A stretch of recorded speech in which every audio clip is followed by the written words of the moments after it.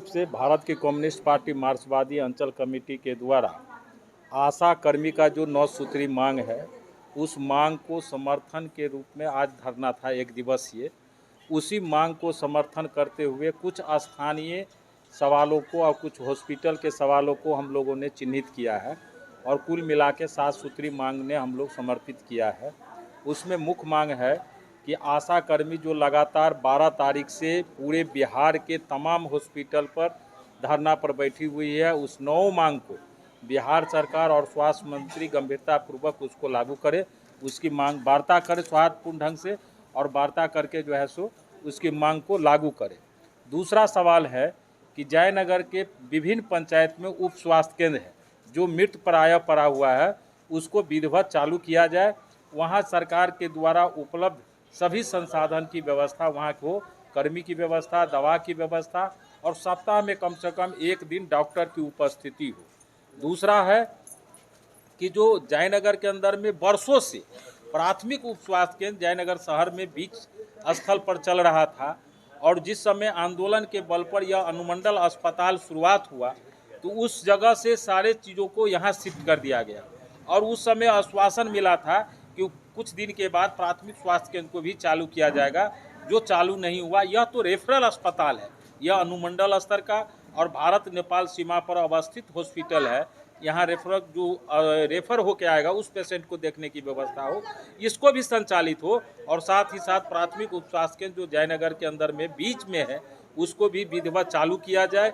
वहाँ डॉक्टर की उपस्थिति, नर्स की उपस्थिति, सभी तरह की जांच और सभी तरह की दवा की उपलब्धता हो, यह हमारी मांग है। तीसरा हमारा सवाल है कि आशा कर्मी से लेकर कोरोना काल में जो भोजन के लिए, नाश्ता के लिए या विभिन्न सुविधा के लिए जो राशि प्राप्त हुआ सरकार के द्वारा, जो मधुबनी जिला के अंदर में 4 करोड़ रुपया का घोटाला है, उसमें विभिन्न हॉस्पिटल प्रभारी और मधुबनी के सिविल सर्जन और साथ ही साथ एक जो 17 से 20 साल से अवस्थित है आपको वकील पूर्वे, जो वकील पूर्वे वहाँ पर प्रधान लिपिक के रूप में बैठा हुआ है और हॉस्पिटल के तमाम भ्रष्टाचार में उसका हाथ है। उसकी आय से अधिक संपत्ति की जांच हो और उसको जिला से बाहर दूसरे जिला स्थानांतरित हो, यह हमारा मांग है। यही 7 सूत्री मांग को लेकर सांकेतिक रूप में हम लोग गांधी विचारधारा के तहत हम लोग आज धरना दिए हैं और यहाँ के अनुमंडल प्रभारी और विभिन्न कर्मियों के साथ हमारे 5 प्रतिनिधि मंडल जो मिले हैं वे लिखित आश्वासन और कल पत्र निर्गत करेंगे। आश्वासन दिए कि हम सुधार करेंगे, जो अनियमितता है उसको हम सुधार करेंगे। शशि भूषण प्रसाद, CPM जिला सचिव मंडल सदस्य मधुबनी।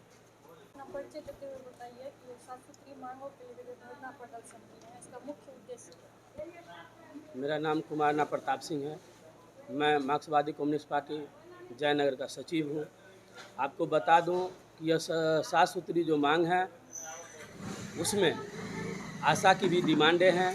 आशा का जो 9 सूत्री डिमांड है, हम सरकार से मांग करते हैं कि अविलंब उसको पूरा किया जाए। हमारी पार्टी सड़क से लेकर सदन तक आशा वर्कर का जो डिमांड है उसको उठाते आई है। इसी क्रम में आज हम लोगों ने यहाँ धरना कार्यक्रम रखा था। उसमें 7 सूत्री डिमांड हमने जोड़ा था।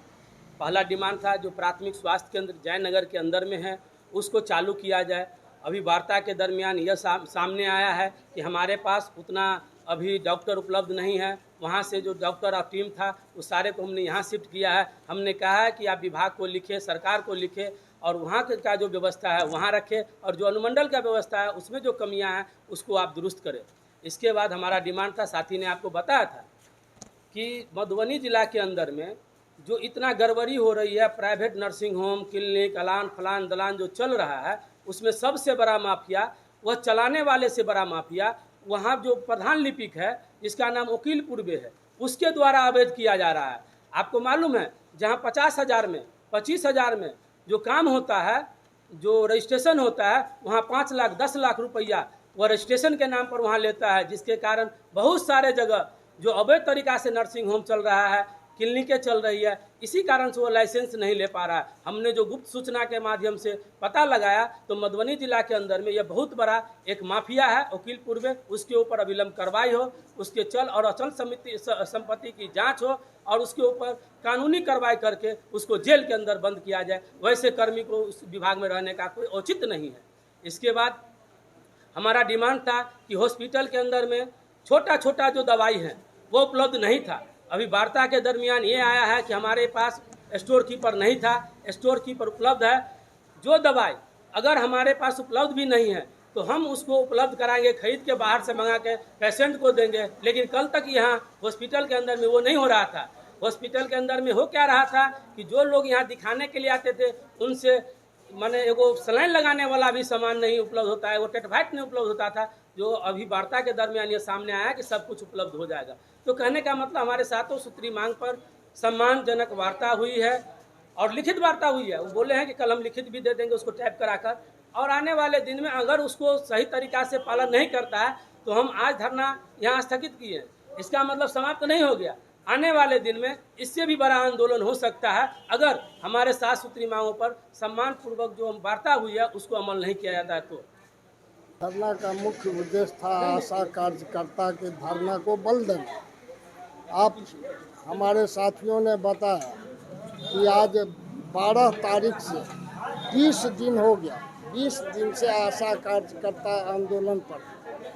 हम मांग करते हैं कि आशा कार्यकर्ता को राज्य सरकार जो पारितोषिक 1000 रुपया दे रही है वो पारितोषिक नहीं दे। हम इनाम के लिए ललायित नहीं है, हमें राज्य कर्मी का दर्जा मिले, नियमित वेतनमान मिले। साथ ही कोरोना काल में जो हमारी आशा कार्यकर्ता सरकार की सेवा, समाज की सेवा करते हुए अपने प्राणों की आहुति दी, वैसे मृतक कार्यकर्ता के लिए राज्य सरकार का 4 लाख और केंद्रीय सरकार का बीमा योजना का 15 लाख का भुगतान यतिशीघ्र हो।